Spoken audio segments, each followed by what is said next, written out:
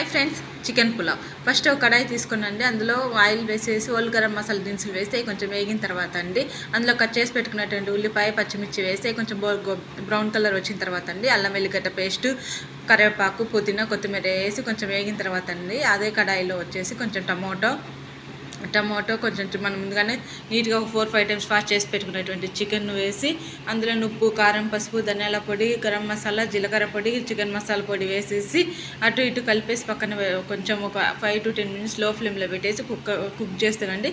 ఆ చికెన్లో ఉన్న వాటర్ అంతా మొత్తం పోతుంది. తర్వాత మనం ఒక గంట ముందు నానబెట్టుకున్నటువంటి బాస్మతి రైస్ని వేసేసి మనం ఒకటి కాల నీళ్ళు వేసేసండి మనం కొంచెం వాటి కలిపేసండి మూత పెట్టి ఒక 5 minutes లై ఫ్లేమ్లో పెట్టి ఉడకనిచ్చిన తర్వాత మళ్ళీ లో ఫ్లేమ్లో పెట్టి మూత తీసేసి ఒక చిన్న కప్పులో కొంచెం పాలు, కొంచెం నెయ్యి వేసి కలిపి మిక్స్ చేసుకున్న బ్యాటర్ను ఉడికేటువంటి బిర్యానీ మిశ్రమం వేసి ఒక లో ఫ్లేమ్లో పెట్టి ఉడకబెట్టుకుంటే సూపర్తో ఉంటుందండి.